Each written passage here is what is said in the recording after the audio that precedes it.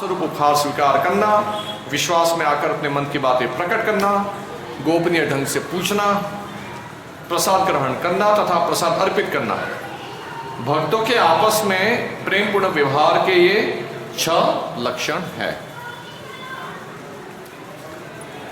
और मैंने जैमिनी महाभारत से भी एक छोटा सा सूत्र दिया था आपको, जो कल वाले क्लास में जो थे।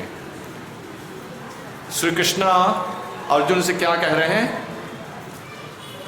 मद भक्तेषु च या प्रीति सधर्म परिकीर्तिता। और मैंने ये भी बताया था कि उसमें भी प्रीति शब्द आता है, यहां भी प्रीति शब्द आता है। वहां भगवान क्या बता रहे हैं? मेरे भक्तों से किया हुआ प्रेम ही धर्म है। कल ही मैंने बताया था आपको। तो यहां उसी की लाइन में वो प्रेम कैसे प्रकट होता है भक्तों के बीच में, वो चर्चा हो रही है। तो कल तो हमने काफी कुछ चर्चा की थी, करीबन 1.5 घंटा। तो वहीं से आगे बढ़ूंगा मैं। वो 6 आइटम को मैंने संक्षेप में बताया था थोड़ा, क्योंकि एक आइटम के ऊपर 2-2, 3-3 घंटा बोल सकते हैं, लेकिन समय की मर्यादा की वजह से ऐसा समझिए कि कल का भी जो मेरा आख्यान था, जो वर्णन था, वो केवल संक्षेप में ही था, ऐसा समझ लीजिए आप। तो प्रभुपाद के तात्पर्य के आधार पर हम लोग चर्चा कर रहे हैं। हमारे भक्ति की जो समझ है, भक्ति सिद्धांत, भक्ति का जो सिद्धांत है, हम लोग समझ रहे हैं श्रील प्रभुपाद के लिखे हुए पुस्तकों के द्वारा। क्योंकि भक्ति की शिक्षा परंपरा में प्राप्त करनी चाहिए। एवं परंपरा प्राप्तम इमं राजर्षयो विदुः। परंपरा में ज्ञान प्राप्त करना चाहिए, मन माने ढंग से नहीं। अब मन माने ढंग से भक्ति करें ऐसा भी नहीं, आचार्य ने जैसा सिखाया है वैसे करना। महाजनो ये न कथस पंथा, है ना। जो महाजन जो है, भक्ति के महाजन, उन्होंने स्वयं जिस प्रकार से सिद्धांत को, भक्ति की प्रक्रिया को खुद फॉलो किया है, वो उसको फॉलो करना और उनके हुए शिक्षाओं को पालन करना। तो प्रभुपाद की शिक्षा के अनुसार प्रभुपाद के लिखे हुए तात्पर्य हैं इसके ऊपर, उसी में से हम लोग प्रयास करेंगे समझने का। अतएव लोगों को, मतलब कल से आगे बढ़ रहा हूं मैं, कल जहां हमने रोका था वहां से आगे बढ़ रहा हूं। अतएव लोगों को इस्कॉन के भक्तों में संगति करने का अवसर प्रदान किया जाना चाहिए, क्योंकि ऊपर जिन 6 विधियों का वर्णन किया गया है, उन्हीं के आदान प्रदान मात्र से सामान्य व्यक्ति अपनी सुप्त कृष्ण भावना को पूर्णतया जागृत कर सकता है। सुप्त कृष्ण भावना, क्योंकि चैतन्य चरितामृत में मध्य लीला में एक प्यार आता है। प्यार क्या होता है? संस्कृत में श्लोक होते हैं, बंगाली शास्त्र में प्यार आते हैं। गीता में हम लोग जैसे बोलते हैं ना, देहिनोऽस्मिन् यथा देहे कौमारम यौवनम जरा तथा देहांत प्राप्त धीरस्तन्न मुह्यति। ये अनुष्टुप छंद में श्लोक है। और ये चैतन्य चरितामृत में और चैतन्य भागवत में श्लोक की जगह पे क्या होते हैं? प्यार होते हैं। क्या है? मध्य लीला में नित्य सिद्ध कृष्ण प्रेम साध्य कबुनाय, श्रवण आदि शुद्ध चित्त करय उदय। हमारे हृदय में कृष्ण प्रेम, राधा कृष्ण जो दिख रहे हैं ना आपको, कितने सुंदर है। आज तो मैंगो फेस्टिवल भी है। तो राधा कृष्ण जो है, उनके लिए हमारे हृदय में ऑलरेडी प्रेम है, क्योंकि हम उनके अंश हैं। जीवेर स्वरूप है कृष्णेर नित्यदास, कृष्णेर तटस्था शक्ति भेदा भेद प्रकाश। सुन नहीं रहे हैं ध्यान से नहीं सुन रहे, इधर उधर ध्यान जा रहा है सबका, सुन नहीं रहे हैं कुछ लोग। सुनो, जीव का स्वरूप क्या है? वो कृष्ण का नित्य दास है। कितना स्पष्ट है और कितना मधुर है ये। उसको सुनने मात्र से और बोलने मात्र से हृदय को संतुष्टि मिलती है, क्योंकि ये जीव का कृष्ण के साथ संबंध है, ये नित्य संबंध।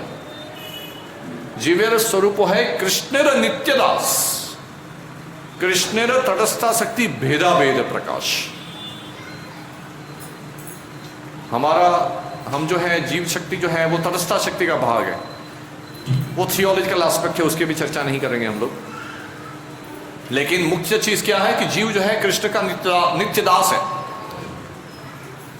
और भी एक बंगाली में सेंटेंस आता है, एकल ईश्वर कृष्ण आर्स भृत्य। एकमात्र ईश्वर कौन है? कृष्ण। आर सभृत्य, भृत्य माने दास, और जो स्वामी के द्वारा मेंटेन होता है, उनका पालन पोषण सबका किसके द्वारा हो रहा है? कृष्ण के द्वारा हो रहा है।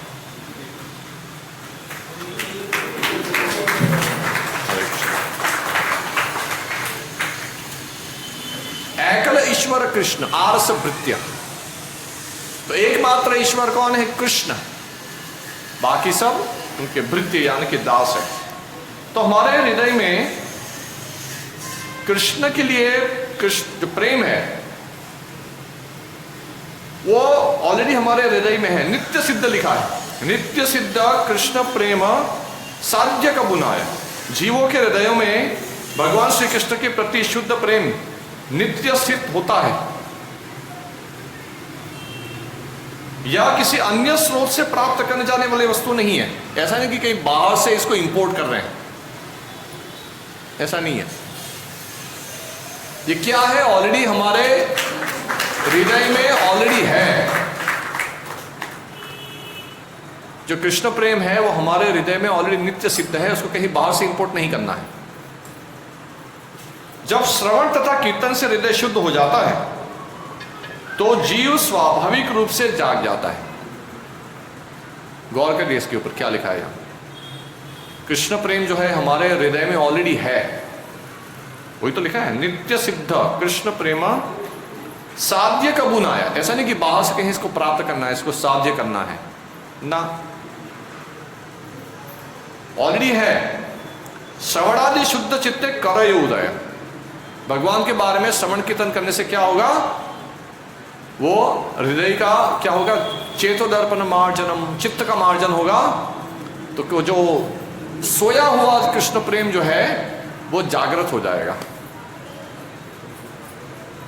प्रभुपाद कह रहे हैं कि ये जो संस्था है वो हमने उसी के लिए निर्माण की है कि भक्त लोग जो हैं वो एक दूसरे के संग में राधा कृष्ण की प्रेममयी सेवा करें।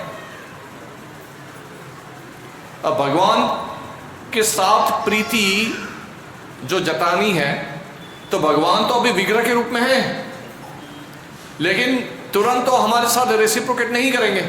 आदान प्रदान जो है वो हम उसको पहचान नहीं पाएंगे आदान प्रदान को, क्योंकि हम जड़ बुद्धि हैं अभी। तो भगवान फिर यदि हमारे साथ प्रेम का आदान प्रदान करना है तो कैसे करेंगे? क्योंकि हम तो वो जो कर रहे हैं ऑलरेडी हम लोग उसको समझ नहीं पा रहे, देख नहीं पा रहे। इसलिए भगवान ने अपने आप को गुरु के रूप में और भक्त के रूप में प्रकट किया है।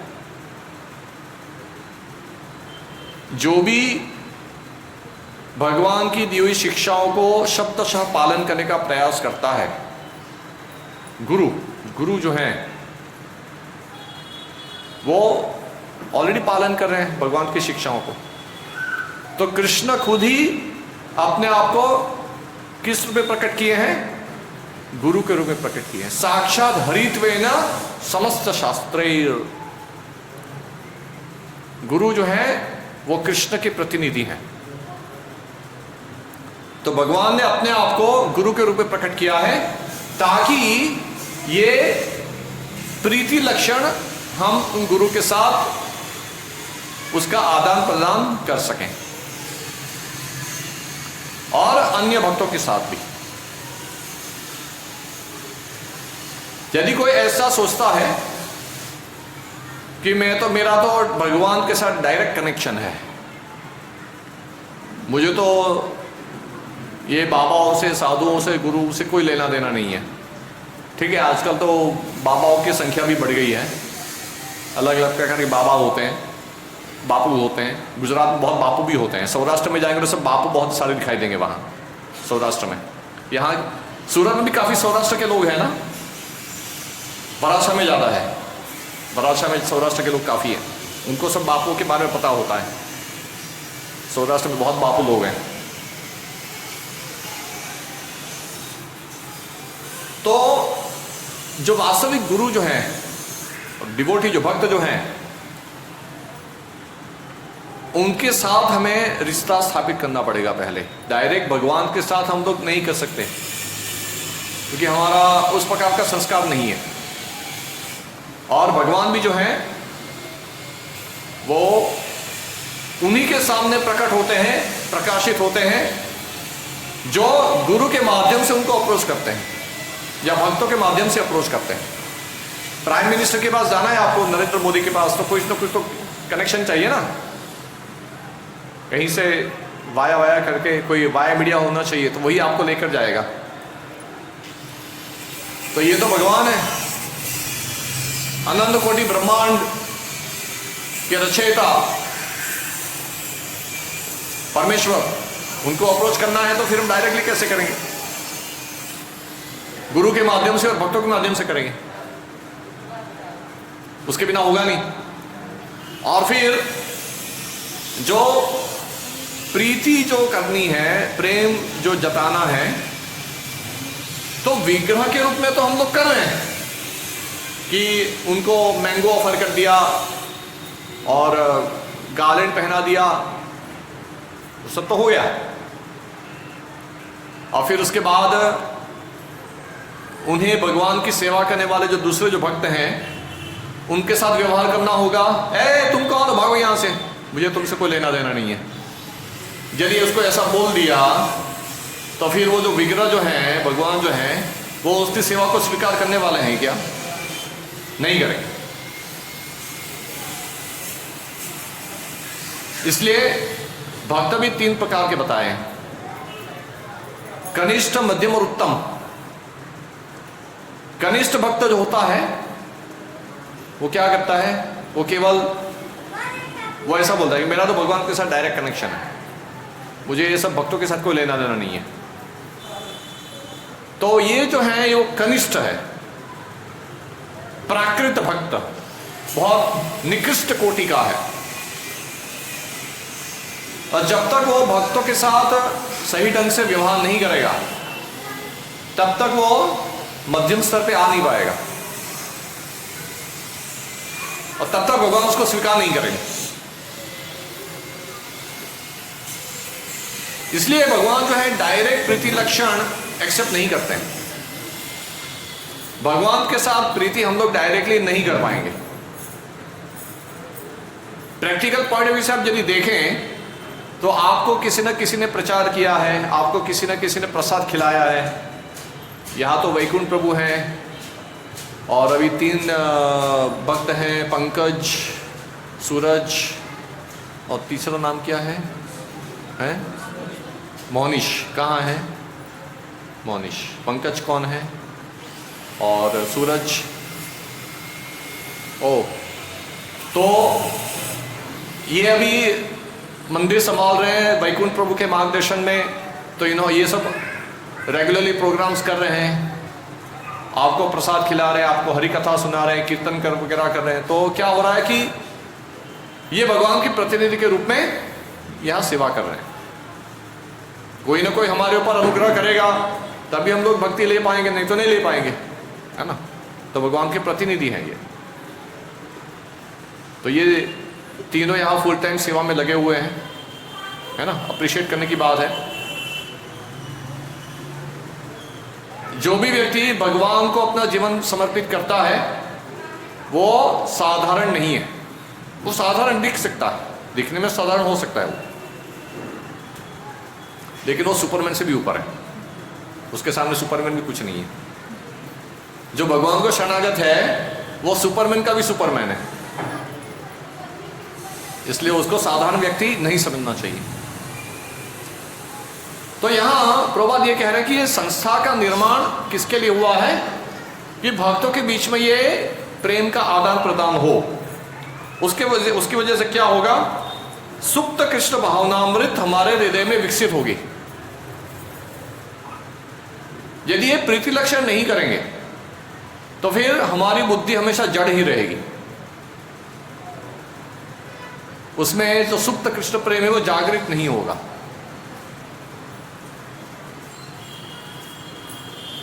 भगवान के साथ जो रिश्ता जो हमें बनाना है, उससे पहले भक्तों के साथ रिश्ता बनता है। मैं यही बता रहा थी अभी आपको कि किसी न किसी के साथ आपका भक्तों के साथ रिश्ता यहाँ हुआ है, तभी तो यहाँ बैठे हैं। और कुछ लोग ऐसी श्रद्धा से आ जाते हैं, लेकिन डायरेक्टली भगवान के साथ तो बातचीत नहीं कर पाएंगे ना। यदि ये मान लो एक बार आ भी गए कि चलो यहाँ हरे कृष्णा सेंटर चल रहा है, चलो एक बार, तो आगे सीधा भगवान से बातचीत करना शुरू कर देंगे क्या? नहीं, पहले यहाँ जो भक्त लोग हैं उन्हीं के साथ बातचीत होगी, एक दूसरे का नाम पूछेंगे, थोड़ा इंट्रोडक्शन होगा, फ्रेंडशिप होगा, प्रसाद का आदान प्रदान होगा, रेगुलरली मिलेंगे, एक दूसरे से बातचीत करेंगे। कभी कभी फिर फ्रेंडशिप ज़्यादा बढ़ी तो एक दूसरे को गिफ्ट देंगे, है ना, कुछ कभी मन की बात बताएंगे, कुछ पूछेंगे। तो इसलिए प्रभुपाद ने संस्था का निर्माण ऐसे ही किया कि ऑटोमेटिकली हो ही जाएगा प्रीति लक्षण। इससे क्या होगा? धीरे धीरे हमारी जो आदर श्रद्धा है वो सुदृढ़ होती जाती है। भक्तों के बीच में आदान प्रदान होने से क्या होगा? जो जीव जो प्रीति के लिए तरस रहा है उसकी भी वो इच्छा पूरी होती है। बाहर संग त्याग करना है। इससे पहले वाले तीसरे वाले श्लोक में संग त्याग की बात आ रही थी। संग त्याग यानी बाहर के लोगों का संग का त्याग करना है।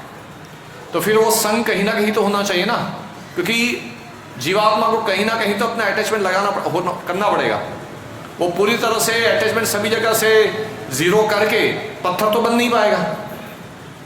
जीवात्मा पत्थर थोड़ी है, वो तो जीव है, फुल ऑफ इमोशंस है, वो तो फुल ऑफ इमोशंस। जीवात्मा तो पत्थर से पत्थर नहीं है, जड़ थोड़ी, हो तो चेतन है। तो बाहर के लोगों के साथ तो जो असुर हैं, आसुरिक वृत्ति वाले हैं, मांस खाते हैं, जुआ खेलते हैं, नशा करते हैं, वेश्यागमन करते हैं, उनके साथ थोड़ी रिश्ता बनाएंगे। उनका तो त्याग करना है, संग त्याग, उनके संग को त्याग करना है। और रिश्ता किसके साथ बनाना है? भक्तों के साथ बनाना है।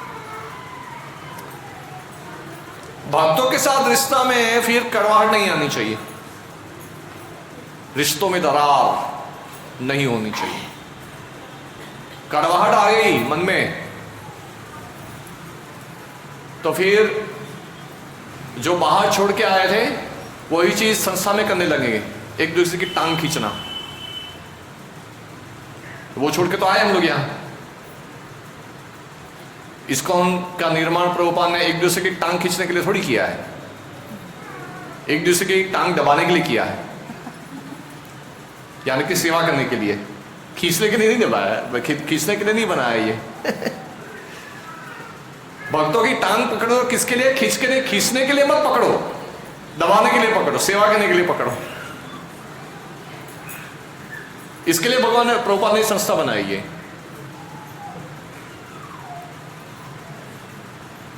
तो ये आर्टिफिशियली नहीं कर पाएंगे।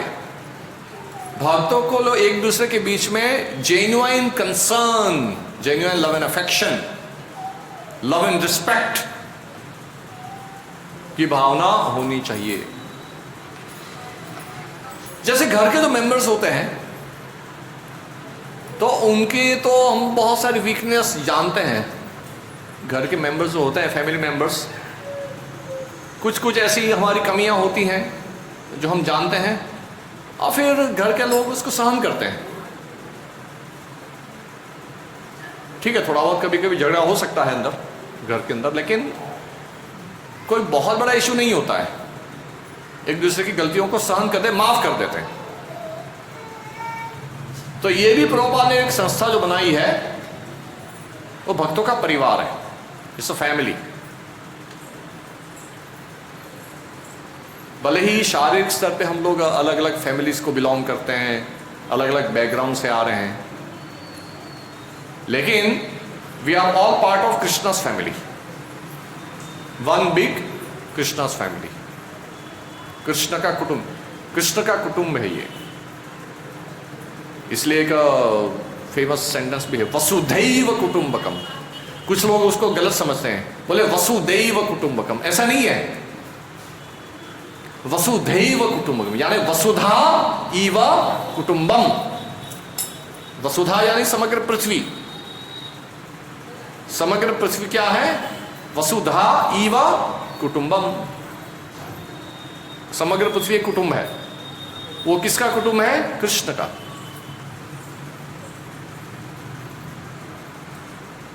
तो फिर एक दूसरे के लिए मन में कड़वाहट नहीं होनी चाहिए। डिसएग्रीमेंट हो सकता है, डिसएग्रीमेंट होगा, ठीक है, लेकिन डिसएग्रीमेंट के बावजूद भी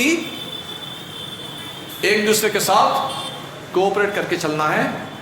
वो मेरी अर्धांगिनी कुछ बताएगी इसके विषय में आपको थोड़ी देर में। तो ये बहुत जरूरी है। तो ये कब होगा? मैंने कल एक सिद्धांत बताया था, चाणक्य पंडित ने पंडित की व्याख्या बताई थी। चाणक्य खुद पंडित जो है, उन्होंने पंडित की व्याख्या बताई है। क्या है, याद किया कि नहीं? मातृवत परदारेषु परद्रवेषु लोष्टवत आत्मवत सर्वभूतेषु यह पश्यति स पंडितः। तो तीसरी आइटम मैंने खास एम्फसाइज किया था, आत्मवत सर्वभूतेषु, आत्मवत सर्वभूतेषु। तो उस प्रकार की भावना यदि होगी तो फिर एक दूसरे कुछ कमियां भी होगी, यानी कि सभी को एक जैसा प्रेम करना, अपने जैसा मानना। उसका मतलब ये नहीं कि सुअर है वहां घूम रहे हैं तो उसको गले लगा लो, ऐसा नहीं है। जो व्यवहार है, व्यवहार में तो जो करना है वो तो करना है, शुद्धि का पालन करते हुए, लेकिन उसके रहने में जीव है, वो जीव उसकी मूल पहचान है। वो तो बाहर तो कवरिंग है केवल शरीर का, वो तो चेंज हो जाएगा बाद में। तो सबके लिए इस प्रकार की भावना जो है, आत्मवत सर्वभूतेषु, तो भक्तों के बीच में इस प्रकार की भावना होनी चाहिए। नहीं तो फिर इम्पर्सनल जो एटमॉस्फेयर होता है, जिसमें कोई इंटरपर्सनल संबंध नहीं है, रिलेशनशिप नहीं है, तो सब लोग अपने अपनी दुनिया में जी रहे हैं, अपने अपने तरीके से जी रहे हैं। ऐसा नहीं, भगवान को ऐसा पसंद नहीं है। और कुछ लोग इकट्ठा होकर काम करेंगे तो कुछ तो आवाज होगी, कुछ तो झगड़ा होगा, ठीक है, झगड़ा हो गया तो कोई बात नहीं, बाद में और मिलके काम करेंगे, है ना। तो डिफरेंस ऑफ ओपिनियन हो सकता है, लेकिन टोटली अलग नहीं हो सकते हम लोग। चूंकि कृष्ण भावनामृत हर जीव में अंतर्निहित है, अतएव हर एक व्यक्ति को भगवान श्री कृष्ण के विषय में श्रवण करने का अवसर दिया जाना चाहिए। इसलिए पुस्तक वितरण हर एक इस्कॉन के भक्त का कर्तव्य है, किसी न किसी प्रकार से उसमें अपना योगदान देना। जीव दया, जीव दया कृष्ण नाम सर्वधर्म सार। सभी धर्मों का सार क्या है? जीव दया, जीवों के ऊपर दया करना, कृष्ण नाम और कृष्ण नाम, जीव दया कृष्ण नाम सर्वधर्म सार। हम सुबह क्या चर्चा कर रहे हैं? नाम के ऊपर चर्चा की है, कल भी और आज भी, नाम की महिमा। और वैष्णव संबंध जो है उसमें जीव दया एक फैक्टर है, उसके कोर में।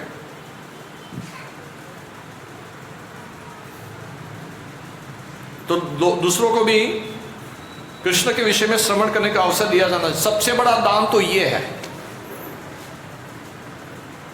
सभी जीवात्माओं को भगवान के नाम, रूप, गुण, लीला, धाम, पार्षद के बारे में सुनने का अवसर देना। इससे बड़ा कोई दान हो नहीं सकता, इससे बड़ा कोई परोपकार का कार्य नहीं हो सकता। दूसरे दूसरे जो परोपकार के कार्य हैं वो तो केवल शारीरिक स्तर पे हैं, हॉस्पिटल में हॉस्पिटल बनाना, अनाथालय बनाना, ठीक है, कोई प्रॉब्लम नहीं है। लेकिन वहां काम खत्म नहीं होता है वो भी अच्छा है, लेकिन वो तो केवल शरीर को फायदा करने के लिए किया, आत्मा को फायदा करने के लिए किया। आत्मा के लाभ का क्या होगा? आत्मा का कल्याण कैसे होगा? शरीर का कल्याण के लिए तो बहुत कुछ हो गया, हॉस्पिटल बना दी, अनाथालय बना लिए, और क्या क्या स्कूल बनवा दी, ठीक है, वो तो शरीर के लिए हो गया। लेकिन आत्मा के कल्याण का क्या? उसके लिए क्या करना है? लोगों को भगवान के विषय में सुनने के लिए अवसर देना। इससे भगवान बहुत प्रसन्न होते हैं। जो व्यक्ति दूसरों को कृष्ण भावनामृत में प्रगति करने के लिए अवसर प्रदान करता है, उस व्यक्ति के कृष्ण इतने ऋणी हो जाते हैं कि वो कभी चुका नहीं पाते, इसलिए अपने आप को दे देते हैं भक्त को।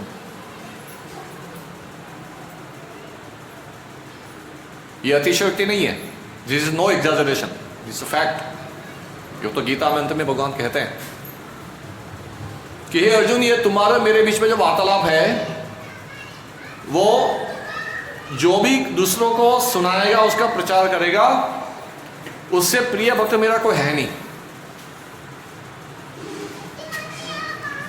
इसलिए प्रभुपाद के पुस्तकों का वितरण करना बहुत जरूरी है। और केवल वितरण नहीं करना, खुद पढ़ना। खुद ही नहीं पढ़ेंगे तो दूसरों को कैसे इंस्पायर करेंगे पढ़ने के लिए?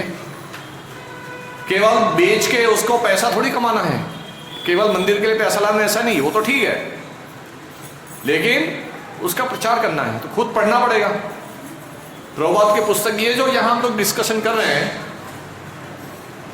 आप उसको प्रैक्टिकली कब कर पाओगे अपने जीवन में?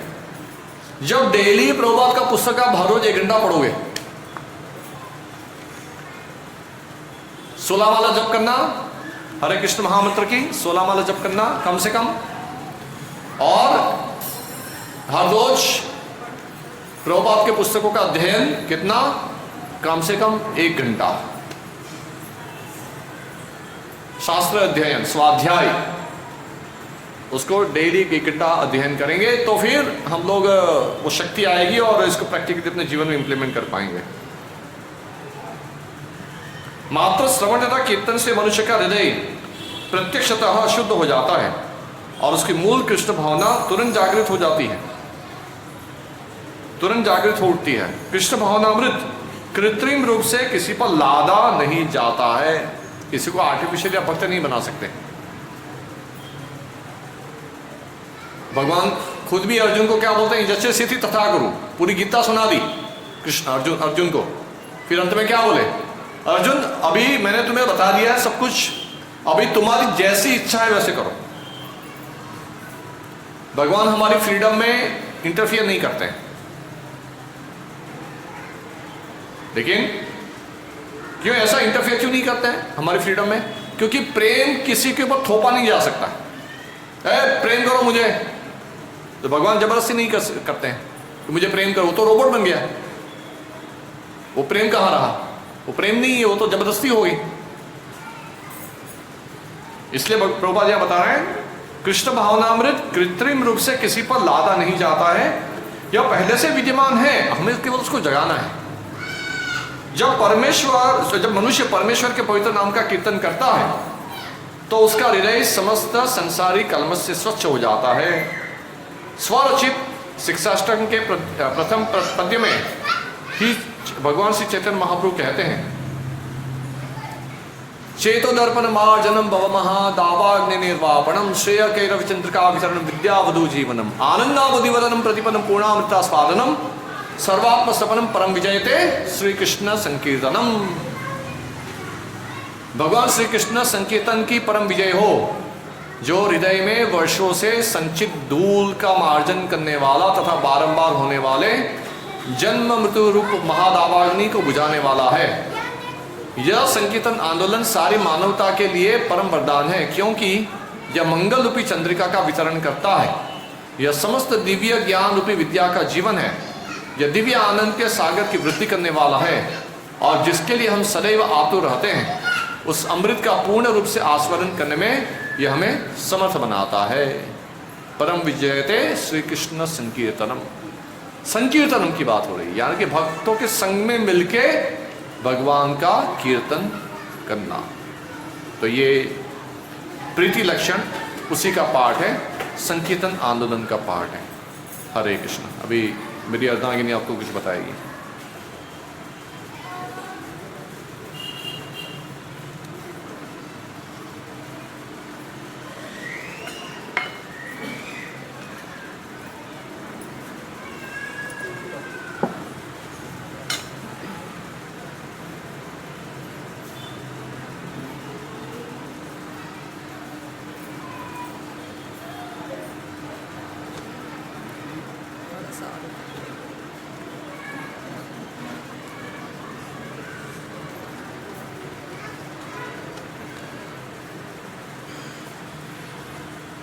हरे कृष्णा, हरे कृष्णा, हरे कृष्णा।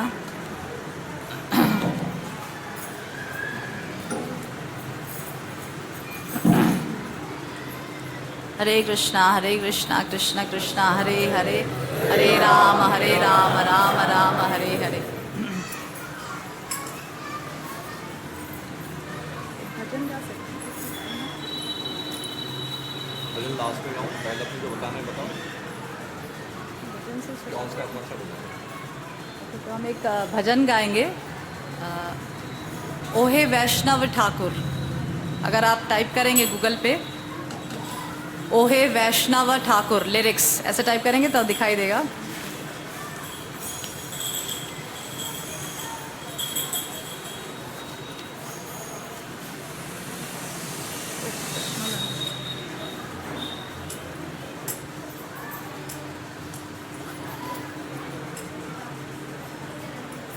हरे कृष्ण बोलिए।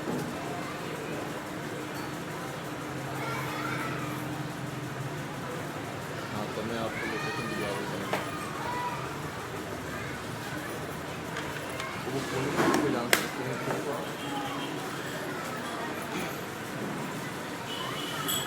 ये एरिया कौन सा है? नयारा निकाला, सबने निकाला ओहे वैष्णव ठाकुर भजन। के पास। तो नहीं, मैं आपको भिजवाता हूँ, मैं लोकेशन भिजवाता हूँ आधे घंटे के बाद।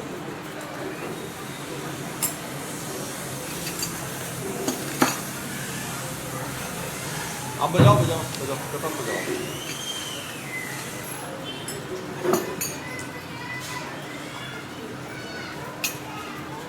आप ही बजाइए करो। ओहे वैष्णव ठाकुर दयार सागर, एदासे करुणा करी। ओहे वैष्णव ठाकुर दयार सागर, करुणा करी। दिया पद छाया सोद है माया तुम्हार चरण धोरी। छाया सोदा है माया तुम्हार चरण धोरी। छाया बेगा दुमी छाया दोष शुद्धि छाया गुण देहो दासे। कादुमी छाया दोष शुद्धि छाया गुण देहो दासे। छाया सतसंग देहो हमारे बोशिच संगीरा से। सतसंग देहो हमारे बोशिच संगीरा से। एकाकी हमारा नाही पाए बाल हरि नाम संकीर्तन। पाए बाल हरि नाम संकीर्तन। तुम्ही कृपा करी श्रद्धा बिंदु दिया दे हो कृष्ण नाम गाने दे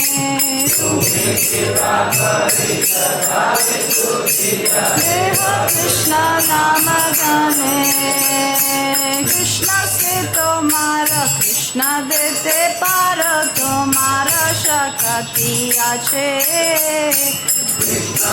তোমারো কৃষ্ণ দেতে পারো তোমারো শক্তি আছে আমি তো কঙ্গাল কৃষ্ণ কৃষ্ণ বলি গাই তব পাছে পাছে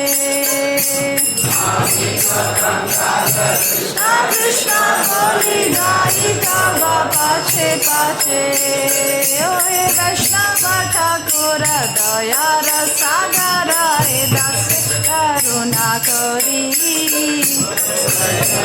ঠাকুর দয়ার সাগর হে দাস করুণা করি দিয়া পদ সায়া সদয় আমার তোমার চরণ ধরি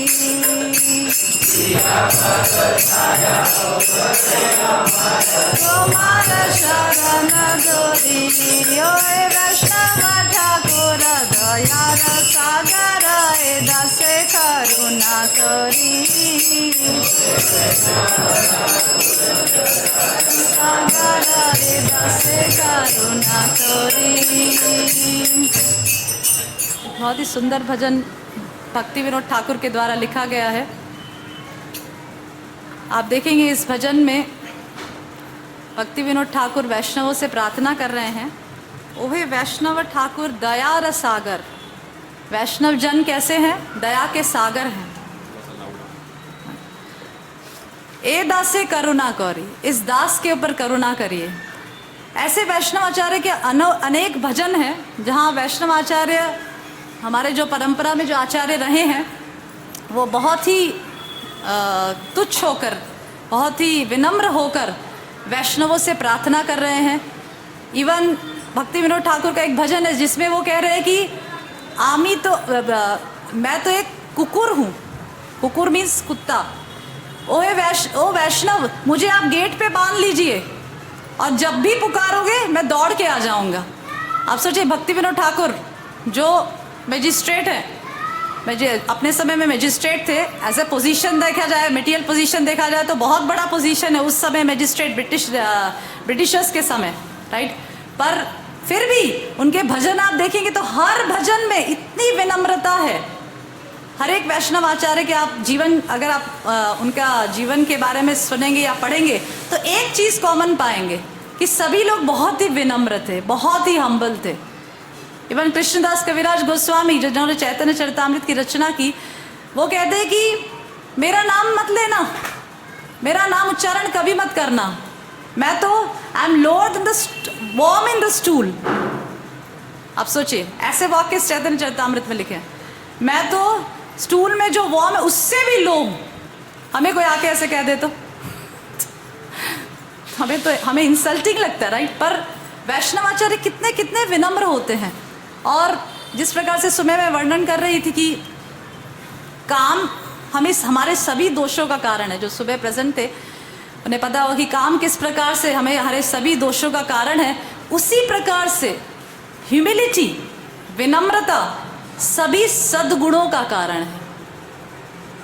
जो व्यक्ति इसीलिए आप देखेंगे चैतन्य महाप्रभु वितृणादपि सुनीचे न तरोरपि सहिष्णुना अमानी न मान दे न कीर्तन्या सदा हरि।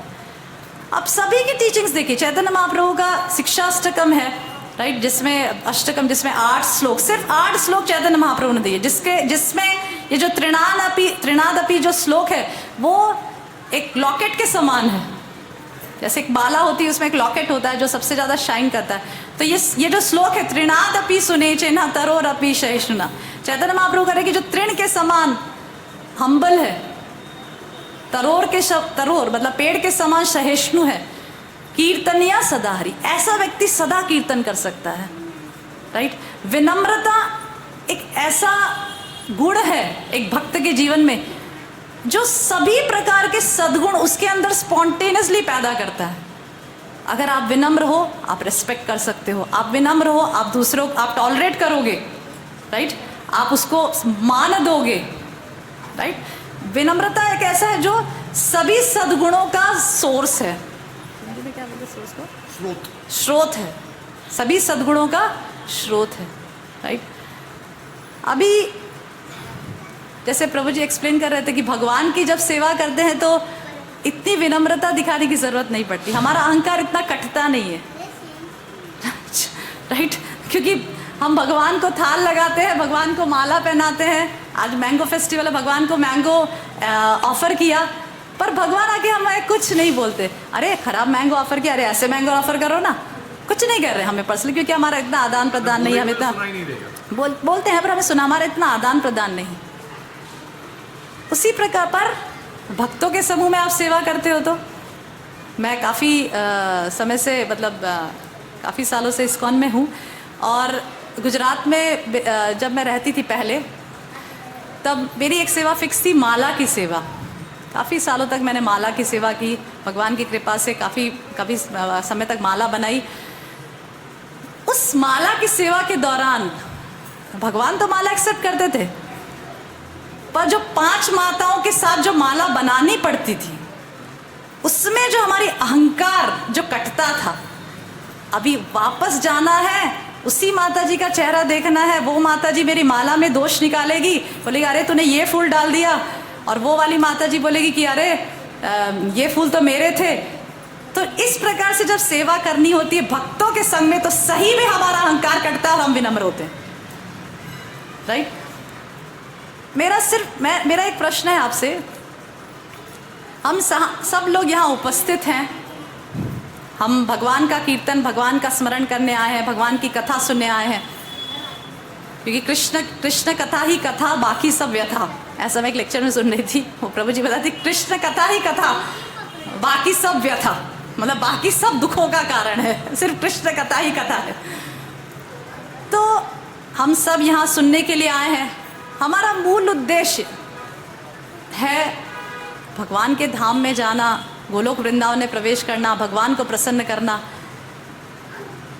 आप इमेजिन करिए वो स्टेट कि जब हम गोलोक वृंदावन में हैं, आपको क्या लगता है कि गोलोक, हम ऐसा मतलब हम सबको ऐसा लगता है कि गोलोक वृंदावन में क्या हमें अकेले रहना है? बिल्कुल नहीं, हमें गोलोक वृंदावन में अनेक भक्तों के समूह में रहना है, राइट। हमें भक्तों के साथ आदान प्रदान करना है, और उसी की प्रैक्टिस हम इस समय कर रहे हैं कि भक्तों के साथ कैसे आदान प्रदान करें। समझ लीजिए भक्ति करते समय हमें सब भक्तों के साथ तो जम रहा है, चलो मुझे सब माता जी सबके साथ जम रहा है, पर एक ये माता जी ऐसी है जिनका तो मैं चेहरा भी नहीं देखना चाहिए, ऐसे हमारे दिमाग में कई बार विचार आता है, क्योंकि हम सब लोग शुद्ध भक्ति के प्लेटफॉर्म पे तो है नहीं, हमारे अंदर अनर्थ है, और हम सब ने एक ही ट्रेन पकड़ रखी है, एक ही डेस्टिनेशन जाना है, पर ये माता जी का चेहरा मैं बिल्कुल नहीं देखना चाहती ऐसा हमारे दिमाग में आ सकता है, झगड़ावश या कुछ कारणवश। अब आप सोचिए, हम जाना चाहते हैं गोलोक वृंदावन, और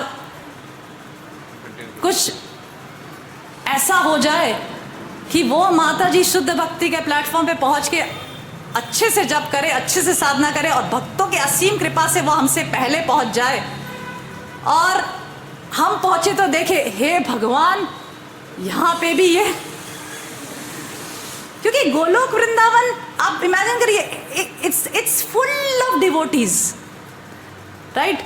हम ऐसा नहीं सोच सकते भगवान अकेले वहां विचरते होंगे, नहीं, वो गोलोक वृंदावन ऐसी जगह है जहां भक्त ही भक्त रहते हैं, उसी का अभ्यास करने के लिए हमें यहाँ भेजा गया है।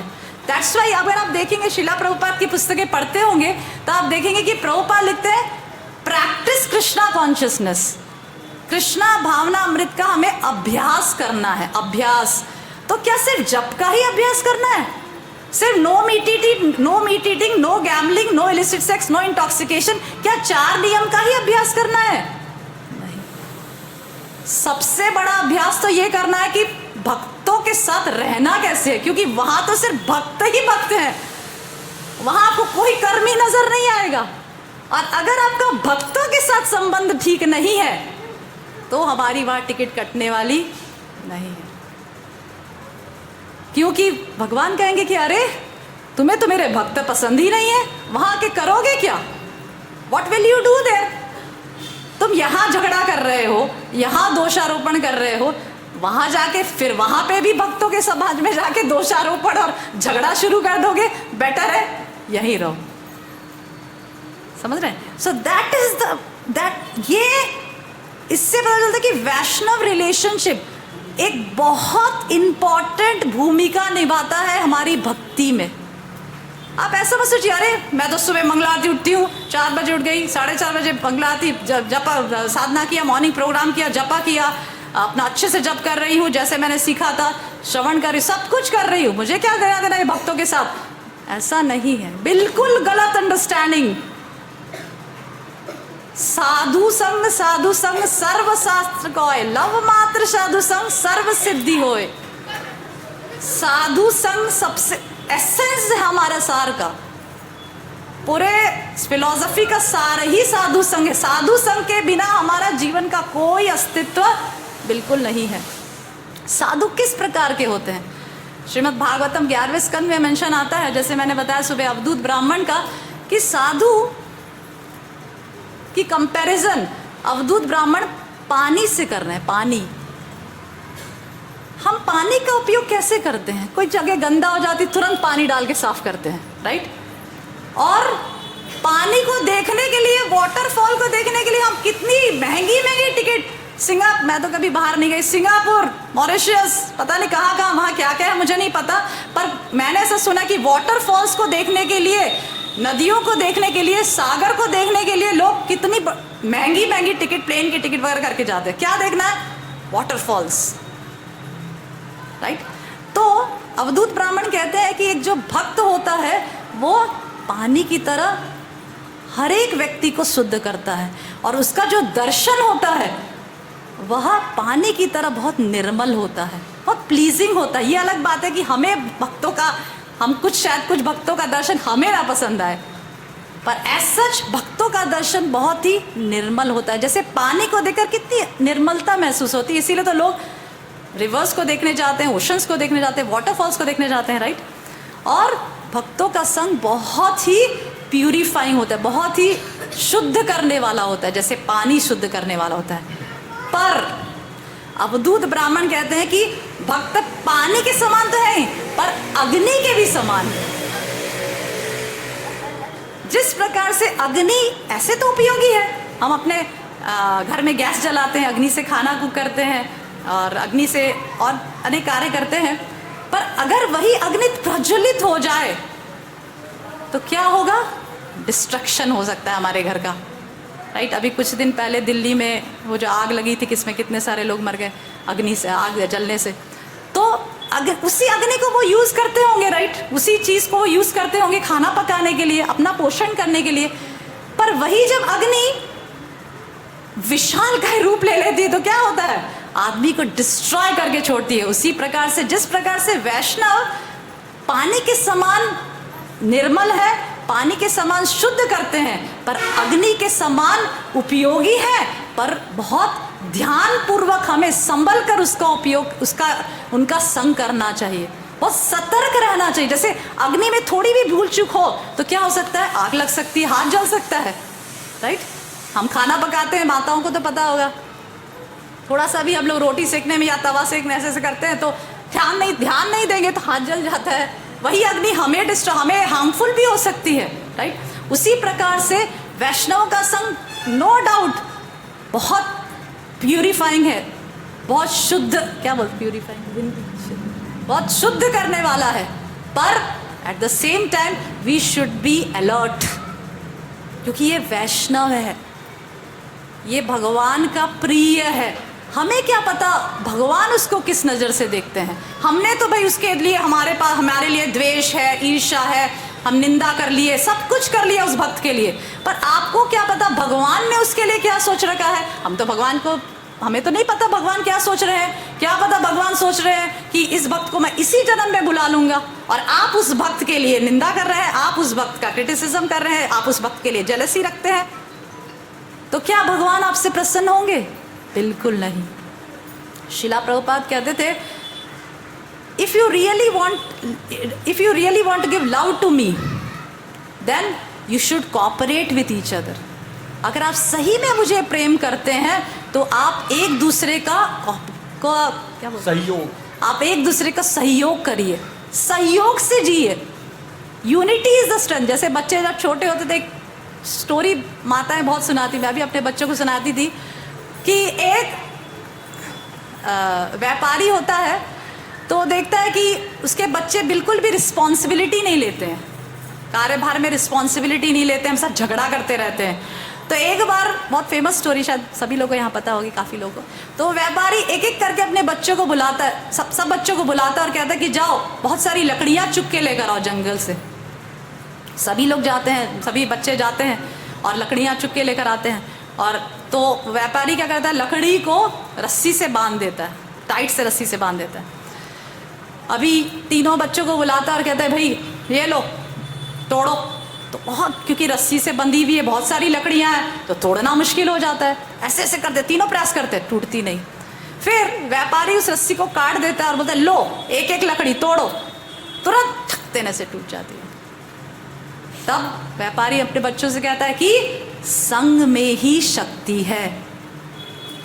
हमने कृष्ण भावना अमृत पकड़ा है, हम उसका अभ्यास कर रहे हैं, आप सब लोग जप कर रहे हैं, चिंतन कर रहे हैं, स्मरण कर रहे हैं, सारी नौदा भक्ति का अभ्यास करने का येन केन प्रकार अपने जॉब से, माताएं अपने घर के कार्य से हमेशा सुनते हैं कि भाई, सोचते हैं कि भाई कैसे कृष्ण का स्मरण होगा, कैसे कृष्ण की सेवा हो. राइट, ये क्या है? प्रभुपाद कहते हैं ये माया के विरुद्ध हमने जंग छेड़ दी है. क्योंकि माया का क्या काम है? माया का काम है जीवों को यहाँ सुला के रखना, जीवों को यहाँ परमानेंट रेसिडेंस देना.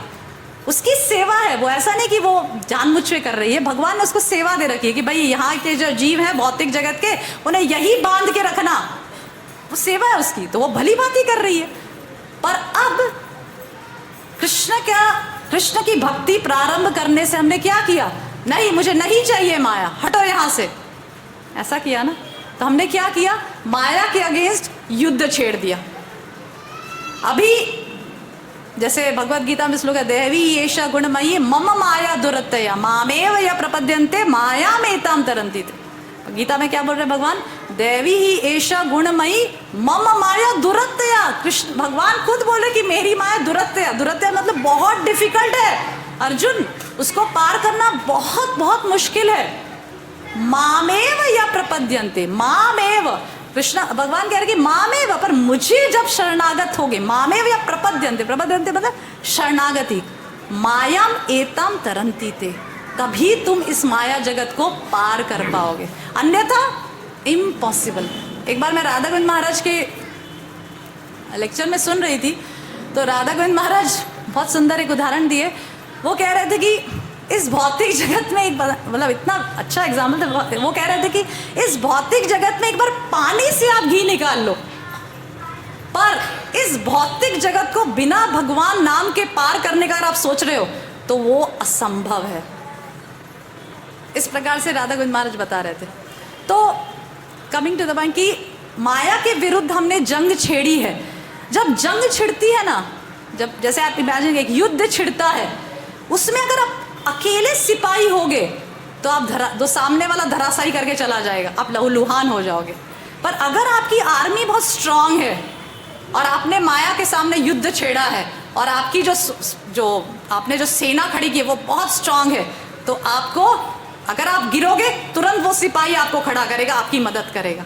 राइट, उसी प्रकार से जब हम भक्तों के समाज में रहकर, भक्तों के संग में रहकर, भक्तों के साथ सहयोग देकर भक्ति करते हैं, तो कभी ऐसा हो सकता है, इवन घर में भी, एक्चुअली वैष्णव रिलेशनशिप घर में भी लागू होता है. जैसे हस्बैंड वाइफ डिवोटीज है, प्रैक्टिस कर रहे हैं, तो कभी कभी ऐसा हो सकता है कि कुछ ऐसी विचार वाइफ के मन में आ जाए जो भक्ति के लिए अनुकूल नहीं है, तो तुरंत हस्बैंड टोक सकता है.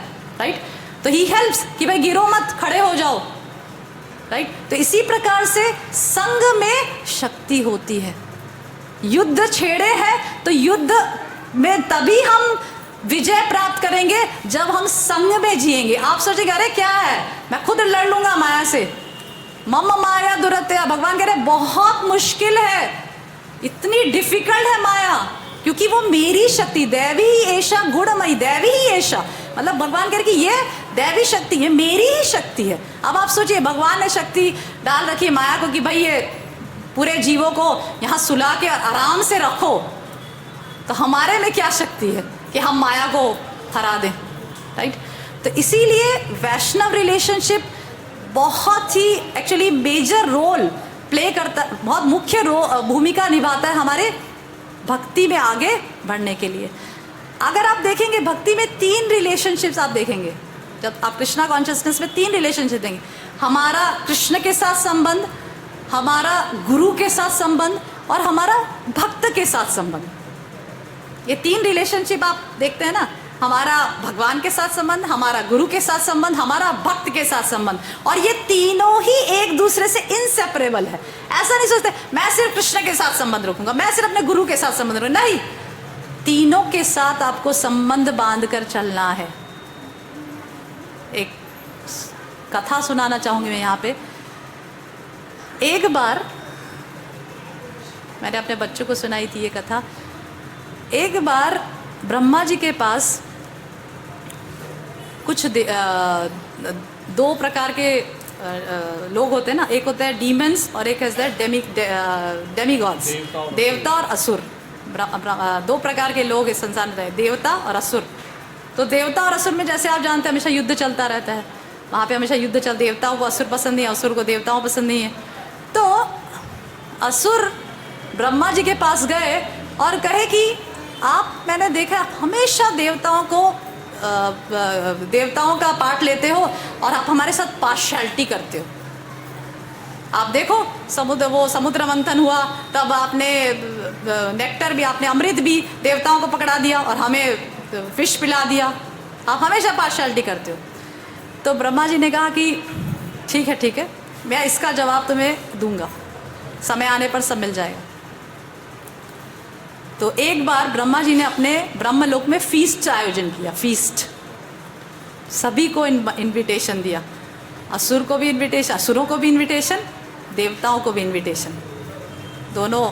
अच्छा, ब्रह्मलोक में तो कितना बड़ा फीस्ट होगा, आप सोचिए, यहाँ के फीस्ट ही हमें तो इतने आकर्षित करते, तो ब्रह्मलोक का फीस्ट तो कितना आकर्षित होगा। तो सभी देवता और असुर पहुँच गए। अभी एक लाइन में देवता बैठ गए, एक लाइन में असुर बैठ गए और राह देखने लगे कब फीस्ट की थाली आएगी। भाई ब्रह्मलोक में कब, ब्रह्मलोक का फीस्ट है तो उसमें तो कैसे व्यंजन होंगे वो भी हम सोच भी नहीं सकते। तो उसके ठीक पहले, फीस्ट की थाली आने से पहले, ब्रह्मा जी ने कुछ सेवकों को कहा, इन सब के हाथ जो हैं, राइट हैंड जिससे प्रसाद लेना है, उन सब पे एक एक लकड़ी बांध दी गई। ऐसे एक लकड़ी बांध दी, हर एक देवता हो या असुर, सबके हाथों में एक लकड़ी ऐसे बांध दी गई, ठीक है। और लेफ्ट हैंड भी बांध दिया, लेफ्ट हैंड पीछे बांध दिया और लकड़ी बांध दी और सबकी बांध दी और बोला कि चलो अभी प्रसाद की थाली लगा दी। और इतने सारे व्यंजन, हर एक प्लेट में 56 भोग, भूख लग रही है सबको, खाएं कैसे? लेफ्ट हैंड तो बांध दिया, राइट हैंड में लकड़ी बांध दी, राइट। अभी राइट हैंड में लकड़ी, राइट हैंड बेंडी कैसे होगा, मुड़ेगा ही नहीं, तो खाएंगे कैसे? तो असुर लोग क्या करने लगे, ऐसे राइट हैंड को ऐसे कर करके ऐसे ऐसे, लड्डू था, समोसे थे, पकोड़े थे, और ऐसे ऐसे ऐसे ऊपर ऐसे ऐसे फेंकने लगे। ऊपर फेंकने से और ऐसे ऐसे ऐसे ऐसे ऐसे मुंह करने लगे, और किसी और के ऊपर लड्डू गिर गया, किसी और के ऊपर समोसे, किसी और के पकोड़े, किसी और के ऊपर खीर। तो ऐसे पूरा असुर जो लाइन थी उसमें पूरा मैश हो गया। किसी के ऊपर सब्जी गिरी जाके, किसी के ऊपर लड्डू गिरा के, ऐसे ऐसे ऐसे फेंकने लगी कि भूख लगी थी, खाने की इच्छा थी, और ऐसे ऐसे ऐसे मुंह कर रहे थे। देवता के ग्रुप में क्या हुआ, देवता वाले भी खड़े थे, देवता के भी हाथ में बांध दिया। तो देवताओं ने एक युक्ति करी, लाइन से बैठे थे सब लोग, मतलब ऐसे ग्रुप में बैठे थे आसपास, और सब लोग ऐसे हाथ ऐसे उठाए और एक दूसरे के मुंह में डालने लगे। आप ले लीजिए, कोई बोले ठीक है आप ले लीजिए, ऐसे तो कर ही सकते हैं, मोड़ नहीं रहा है ना, राइट। तो आप ले लीजिए, बोले आप खाइए, आप खाइए। सब लोग बड़े खुशी से सारा 56 भोग बड़े मजे से एंजॉय किए, बड़े मजे से 56 भोग खाया, ब्रह्मा जी को थैंक यू किया और चले गए। और असुर की लाइन वाले तो पूरे मैश हो गए, एक दूसरे से झगड़ा, किसी के ऊपर लड्डू गिर गया तो किसी के ऊपर खीर गिर गई तो किसी के ऊपर, बहुत सारा पूरा मैश हो चुका। तब ब्रह्मा जी ने असुरों को बुलाया और बोला कि अब देखा कि मैं देवताओं को क्यों प्रायोरिटी देता हूँ, देवताओं को क्यों मैं हमेशा उनका पक्ष लेता हूँ और आपका क्यों नहीं लेता। इसीलिए ये डिफरेंस है आप में और इनमें कि कोई भी परिस्थिति आए सहयोग से जीते हैं, कोऑपरेशन से जीते हैं। मुश्किल परिस्थिति में भी कोई प्रॉब्लम नहीं, एक दूसरे से सहयोग रखते हैं। और आप सिर्फ अपने बारे में सोचते हैं, इसीलिए आप इस प्रकार से मुसीबत में पड़ते हैं। समझ रहे हैं? तो ये एक दर्शाता है कि भक्ति में भी ऐसा हो सकता है कि मेरे में कुछ कमियां हैं और मेरे में कुछ अच्छी आदतें हैं। प्रॉब्लम ये है कि हमारे अंदर दुर्योधन का परसेंटेज ज़्यादा है, युधिष्ठिर का कम है। एक बार युधिष्ठिर को भेजा, युधिष्ठिर को कहा गया कि जाओ इस पूरे समाज में, पूरे राज्य में घूमो और एक धूर्त व्यक्ति ढूंढ के लाओ, एक बदमाश व्यक्ति ढूंढो। युधिष्ठिर महाराज पूरी प्रजा में घूमे, वो बोले कि मुझे तो कोई बदमाश नजर नहीं आया, कोई खराब नहीं है, सब भी बहुत अच्छे, सभी के अंदर बहुत अच्छे गुण हैं। दुर्योधन को कहा कि भाई तुम जाओ। नेक्स्ट दिन दुर्योधन गया, दुर्योधन लौट आया कि एक अच्छा व्यक्ति ढूंढ के लाओ। हाँ, एक अच्छा व्यक्ति ढूंढ के लाओ। दुर्योधन ढूंढा ढूंढा ढूंढा, मुझे तो एक भी व्यक्ति में अच्छे गुण नजर नहीं आए, सारे ही धूर्त, सारे ही बदमाश हैं। तो हमारी अंदर हमें झांकना है कि क्या हम कितने परसेंटेज दुर्योधन है और कितने परसेंटेज युधिष्ठिर है। समझ रहे हैं? क्योंकि शिला प्रभुपाद बार बार अपने लेक्चर में कहा करते थे कि Krishna consciousness is just like a hospital. Hospital में कैसे मरीज जाके एडमिट होता है जिसको रोग है, उसी प्रकार से हम सब लोग रोगी हैं। हमें किस प्रकार का रोग है? ईशामानी सिंड्रोम। एक लेक्चर में सुन रही थी एक प्रभु जी का, वो कह रहे थे कि हम सभी लोग एक रोग से पीड़ित है, उसका नाम है ईशामानी सिंड्रोम। ईशामानी सिंड्रोम मतलब क्या होता है पता आपको? सिंड्रोम मतलब हमारे अंदर वो लक्षण, क्या? ईशामानी, टू बिकम अ मास्टर, स्वामी बनना, कंट्रोलर बनना। यह सिम्टम, यह लक्षण हम सभी के अंदर कम या ज्यादा मात्रा में पाई जाती है। राइट? तो इस रोग तो हर एक व्यक्ति में, किसी में 50% है, किसी में 40, किसी में 30, सभी लोग हॉस्पिटल में रोग से ग्रस्त हैं। अभी पेशेंट जब एडमिट है, रोग से ग्रस्त है, किसी का रोग जल्दी ठीक हो सकता है, मेडिकेशन लेता है, डॉक्टर की सलाह अच्छे से फॉलो करेगा, खाने में डाइट्स जो बोला है डॉक्टर ने वो अच्छे से करेगा तो उसका रोग जल्दी ठीक हो जाएगा, वो हॉस्पिटल से डिस्चार्ज हो जाएगा। पर कोई ऐसे हैं जो डॉक्टर सलाह देते हैं फिर भी बोले ठीक है और छुपके से खा लेते हैं या नहीं फॉलो करते हैं, ऐसे भी पेशेंट्स होते हैं। और कुछ ऐसे पेशेंट जो इतने ज़्यादा रोगी हैं कि उनके रोग की समस्या ऐसा लग रहा है कि कभी रोग ठीक ही नहीं होगा। राइट? अभी सभी लोग जब रोगी हैं तो हमें समझना है कि भाई यह भी कृष्णा कॉन्शियसनेस प्रैक्टिस करने के लिए आया, मैं भी कृष्णा कॉन्शियसनेस, मैं भी कृष्ण भक्ति का अभ्यास करने आया हूँ। हम दोनों ही पूर्ण नहीं हैं। अगर इसके अंदर ये दोष है, जब हम एक अंगुली किसी को पॉइंट करते हैं तो बाकी की 4 अंगुली किसके पास जाती है?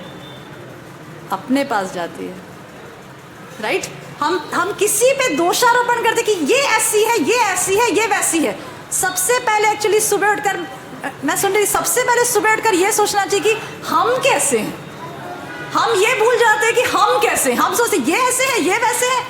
परिवार में जो लोग होते हैं बोले ये हस्बैंड ऐसे हैं, ये बच्चे ऐसे हैं, ये सासू ससुर ऐसे हैं, ये ऐसे ऐसे, बहुत सारे कंप्लेंट्स हैं हमारे पास। पर कभी हम ये अंदर इंट्रोस्पेक्शन करते हैं कि हम खुद कैसे हैं? राइट? तो इसीलिए कृष्णा कॉन्शियसनेस में वैष्णव रिलेशनशिप, वैष्णव कोऑपरेशन, सहयोग बहुत इंपॉर्टेंट रोल प्ले करता है। और उसका जैसे मैंने कहा कि मुख्य अंग है ह्यूमिलिटी, और उससे हमें सहनशीलता आती है। जब कोई व्यक्ति विनम्र होता है वो ऑब्वियसली सहनशील होगा ना। राइट? एक सहनशीलता से मुझे एक छोटा सा पास टाइम याद आया। छोटा सा है, टाइम है ना, 2 मिनट अभी खत्म करेंगे, 10 मिनट 10 बजे 5 मिनट। 5 आप सभी ने वो इंद्र वाली कथा सुनी होगी जहाँ पे इंद्र कुपित हो जाते हैं और भगवान कृष्ण गोवर्धन को उठाते हैं, राइट। वो तो बहुत ही फेमस कथा है, वो आप सभी लोग उसको जानते हैं। वहाँ पे मैं सिर्फ आपको एक ध्यान लाना चाहती हूँ, उस पास टाइम में, उस लीला में एक आपका ध्यान अर्जित करना चाहती हूँ। आपने उस लीला में देखा कि इंद्र कुपित हो गए, उन्होंने घनघोर वर्षा की। श्रीमद् भागवतम में वर्णन आता है कि वर्षा इतनी मूसलाधार थी कि एक एक बूंद, मतलब एक एक जो बूंद थी बारिश की, वो मृत्यु के एक एक मोटे मोटे पिलर के समान गिर रही थी, मोटे मोटे पिलर, एक बूंद, सोचिए। तो उस सब से ब्रजवासियों को रक्षा करने के लिए भगवान ने क्या किया, गोवर्धन को धारण कर लिया। पर कभी आपने सोचा कि गोवर्धन का क्या हुआ? सब ब्रजवासी तो गोवर्धन के नीचे आ गए, पर वर्षा किसके ऊपर पड़ रही थी? गोवर्धन के ऊपर पड़ रही थी। झेल कौन रहा था? गोवर्धन झेल रहे थे। दर्शन किसको प्राप्त हो रहा था? ब्रजवासियों को प्राप्त हो रहा था। गोवर्धन को प्राप्त हो रहा था? नहीं प्राप्त हो रहा था। सारे इंद्र की जितना भी प्रकोप था, 7 दिन प्रकोप चला, पूरा प्रकोप किसने झेला? गोवर्धन ने झेला। किसके लिए? ब्रजवासियों के लिए, राइट। तो ये सहन शक्ति, कितना सहन किया उन्हें, गोवर्धन ने किस लिए सहन किया? सिर्फ कृष्ण की प्रसन्नता के लिए, कि ब्रजवासी 7 दिन लगातार कृष्ण का दर्शन कर सके। मुझे मिले ना मिले, ब्रजवासियों को मिलना चाहिए, उसके लिए उन्होंने सहन किया। और ये सहन शक्ति उनमें आई कहाँ से? आचार्य बताते हैं, ये मैं एक आचार्य की टिप्पणी से ही बता रही हूँ कि आचार्य बताते हैं कि ये गोवर्धन में सहन शक्ति आई कहाँ से, कि जब कृष्ण ने अपनी छोटी सी उंगली का स्पर्श गोवर्धन को किया तो ये आध्यात्मिक शक्ति गोवर्धन में आई। सहनशीलता जो एक गुण है, जो बहुत ही इंपॉर्टेंट गुण है वैष्णव रिलेशनशिप में, सहनशीलता, वह शक्ति भी कहाँ से आएगी? वह कृष्ण से आएगी। जब हम अपनी साधना अच्छे से करेंगे, भगवान का नाम, जैसे 2 दिन से चल रहा है, भगवान का नाम उच्चारण अच्छे से करेंगे तो वह सहनशीलता ऑटोमेटिकली हमारे अंदर आएगी। एक वैष्णव के अवगुण को सहन करना, राइट, और एप्रिशिएट करना। पहला है कॉपरेशन, सबसे पहला कॉपरेशन रखना, जो सहयोग रखना। जो हम एक शिव के परिवार में आप देखेंगे कितना बड़ा कॉपरेशन है शिव का परिवार आप देखिए कितना बड़ा कॉपरेशन है। चूहा भी रहता है, स्नेक भी, सांप भी रहता है, पिकॉक भी रहते हैं, टाइगर भी रहता है, राइट। सभी लोग रहते हैं ना एक साथ। चूहा किसको खाता है? स्नेक किसको खाता है? चूहा को खाता है। पिकॉक किसको खाता है? स्नेक को खाता है। टाइगर किसको खाता है? पिकॉक को खाता है। और वो सभी अलग अलग वाहन है, राइट। रैट, गणेश जी का वाहन रैट, चूहा है। स्नेक शिव जी गले में धारण करते हैं। पिकॉक कार्तिकेय का वाहन है और पार्वती जी टाइगर पे सवार रहती हैं। तो सारे लोग आप देखिए शिव का परिवार कैसे रहता होगा, क्या सहयोग होगा अंदर अंदर, कि कोई एक दूसरे को कुछ हार्म नहीं करता और सब सहयोग से रहते हैं। So it's an ideal example of cooperation. Why? Because Shiva is the centre. उनके परिवार, उनका जो मूल जो आकर्षण है वो कौन है? भगवान शिव है। भगवान शिव की संतुष्टि के लिए वो लोग रहते हैं, राइट। तो इसी प्रकार से आई विल जस्ट कंक्लूड, इसी प्रकार से वैष्णव रिलेशनशिप में फर्स्ट थिंग बहुत इंपॉर्टेंट है सहयोग, कॉपरेशन। संग में ही शक्ति है, ये याद रखिए। सेकंड इज ह्यूमिलिटी, विनम्रता बहुत इंपॉर्टेंट है। Third is appreciation. जब भी आपको, मैं आपको एक तरीका बताती हूँ, जब भी किसी के लिए, किसी भक्त के लिए आपको खराब विचार आए तो आप सिर्फ 2 मिनट आपकी आंखें बंद करके ये सोचिए कि इस भक्त में अच्छा गुण क्या है। सिर्फ ये सोचिए कि इस भक्त में एक अच्छा गुण सोचिए, एक अच्छा गुण, आंख बंद करके, और बस उसी गुण, फिर उस आंख खोल के देखिए और उस भक्त को उसी गुण से आइडेंटिफाई करिए, राइट। तो इस प्रकार से एप्रिशिएट करना सीखिए। जब कोई सेवा में बैठे हैं तो प्रयास करिए कि हमेशा एक भक्त को, पूरे दिन में एक भक्त को अप्रिशिएट करिए एक भक्त को, कोई भी एक भक्त को, कि हाँ ये भक्त कितना अच्छा माला, माता जी आप कितना अच्छा प्रसाद बनाते हैं, आप कितनी अच्छी माला बनाते हैं। क्योंकि प्रॉब्लम क्या है कि हमारे अंदर फॉल्ट फाइंडिंग नेचर है। हम हमेशा, हमारी जो दृष्टि है ना, वो मैं अपनी बात भी कर रही हूँ, सिर्फ मैं हमारे अंदर हमारी जो दृष्टि है, अगर कोई माता जी, जैसे मैं बता रही कि सेवा में कोई माता जी बहुत अच्छा माला बनाई, पर शायद उनकी साधना, वो मॉर्निंग प्रोग्राम में नहीं आई, समझ लो आज एक माता जी मॉर्निंग प्रोग्राम में नहीं आई, पर वो सेवा में आई और उन्होंने बहुत अच्छी माला बनाई। हमारा माइंड सबसे पहले क्या सोचेगा, मंगला आरती में तो आई नहीं और माला बना रही है, समझ रहे। इस प्रकार से हमारा माइंड ये नहीं सोचेगा कितनी अच्छी माला बनाई, पर तुरंत हमारा माइंड ऐसे ट्यून्ड है कि फॉल्ट फाइंडिंग करेगा, एप्रिसिएशन नहीं करेगा। इसीलिए हमें अपने माइंड का जो ट्यूनिंग है उसको चेंज करना है। तुरंत मुंह से, माइंड को तो ट्रेन करना बहुत मुश्किल है, मुंह से आपने कितनी अच्छी माला बनाई माता जी, एप्रिसिएशन शुरू करिए। जैसे जैसे हम अपने इंद्रियों से भक्तों का एप्रिसिएशन शुरू करेंगे, माइंड अपने आप ट्यून होगा, बोले नहीं फॉल्ट नहीं देखना है, अच्छी चीज़ें देखना है, राइट। तो इस प्रकार से फोर्थ है कि एप्रिसिएशन करना शुरू करिए। फिफ्थ है सैक्रिफाइस। कई बार ऐसा हो सकता है कि सेवा आपने की, प्रशंसा किसी और को मिल गई, ऑब्वियस हो सकता है ऐसा। शायद प्रसाद में खीर आपने बनाई होगी अच्छी, पर अनाउंस ऐसा कर दिया कि वो माता जी ने इतनी बढ़िया खीर बनाई और आप शायद लाइमलाइट में नहीं आ पाए। पर आप विचार करिए, मैं आपको एक सिर्फ 2 मिनट और लूँगी, सिर्फ आपका 5 मिनट, 2 या 5 मिनट और लूँगी। जो पॉइंट्स मैं बोलना चाहती हूँ, एक श्रीमद् भागवतम में चौथे, पृथु महाराज की कथा किसमें आती है, 4th कैंटो में 4थे स्कंद में पृथु महाराज की कथा आती है। आप ज़रूर पढ़िएगा, बहुत ही इंस्पायरिंग कथा है, बहुत ही मोटिवेशनल कथा है। पृथु महाराज, बहुत लंबी कथा है, मैं उसको तुम्हें शॉर्ट करके बताती हूँ। पृथु महाराज बहुत बड़े राजा थे और उनके नाम से ही यह पृथ्वी आई है, उनके नाम से पृथ्वी नाम पड़ा। तो पृथु महाराज 99 अश्वमेध यज्ञ कर चुके थे और 100वां अश्वमेध यज्ञ करने बैठे थे, जिसके पश्चात वो इंद्र की पदवी प्राप्त कर पाएंगे। क्योंकि इंद्र का पद प्राप्त करने के लिए क्या रिक्वायरमेंट है कि आप 100 अश्वमेध यज्ञ करेंगे तो आपको इंद्र का पद प्राप्त होगा, राइट। तो पृथु महाराज 100वां अश्वमेध यज्ञ करने बैठे। जैसे ही 100वां अश्वमेध यज्ञ करना प्रारंभ किया, इंद्र के सिंहासन, इंद्र का क्या बोलते हैं, पूरा आसन डामाडोल होने लगा।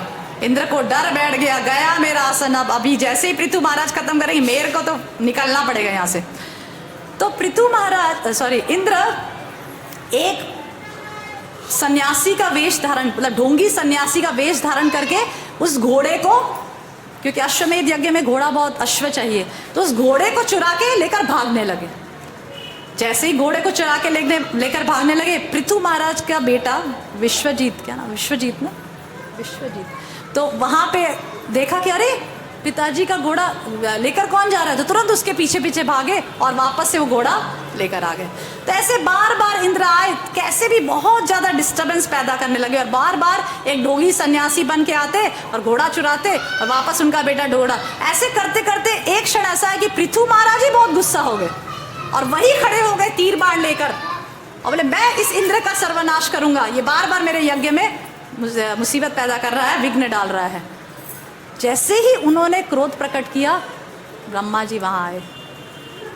ब्रह्मा जी ने कहा कि नहीं, ये शोभा नहीं देता, अश्वमेध यज्ञ करते समय ये शोभा नहीं देता, झगड़ा लड़ाई क्रोध ये सब शोभा नहीं देता, बंद करो, ठीक है। और वो यज्ञ को बंद करा दिया। 99 यज्ञ तक ही पृथु महाराज रुक गए और विदाउट एनी कंप्लेन।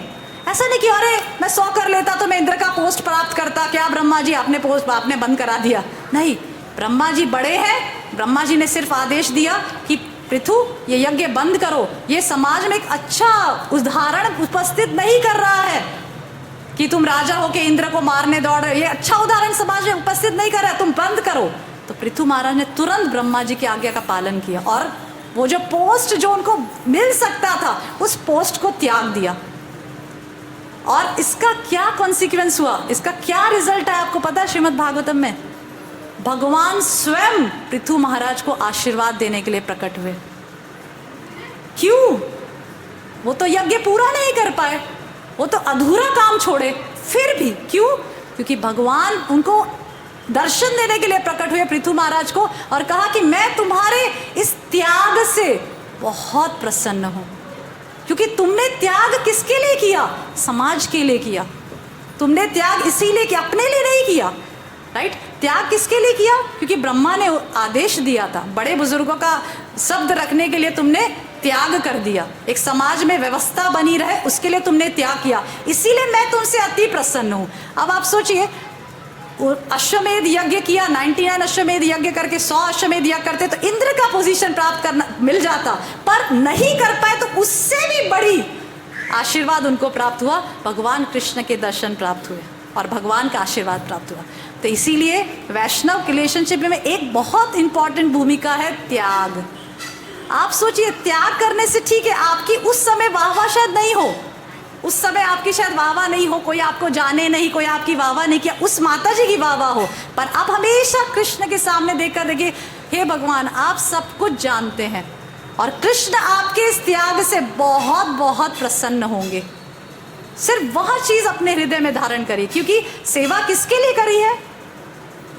कृष्ण की प्रसन्नता के लिए, तो वो आपको मिल गया, समझे? तो इस प्रकार से सबसे पहला है कॉपरेशन, मैं रिपीट करूंगी, फिर है ह्यूमिलिटी, विनम्रता, एप्रिसिएशन, त्याग और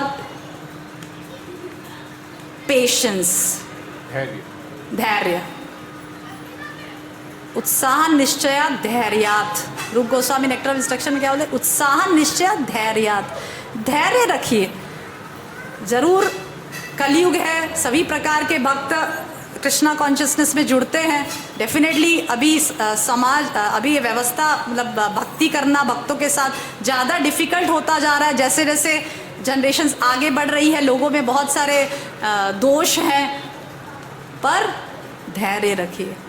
जिस इंटेंशन से, जिस गोल से आपने भक्ति प्रारंभ की है, अगर आप धैर्य रखेंगे तो डेफिनेटली भक्तों को सहन करेंगे, भक्तों के साथ फिर भी संग, वो भक्त आपके साथ खराब किया फिर आप ना करें, आप ना करें, उसका नेचर ऐसा है तो आप अपने नेचर को क्यों बिगाड़ते हो?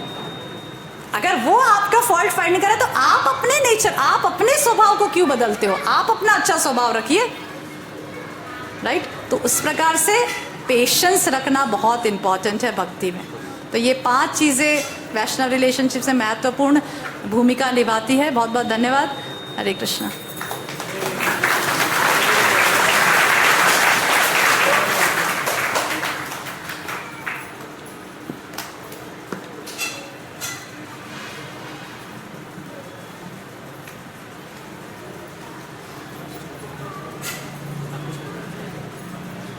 मैंने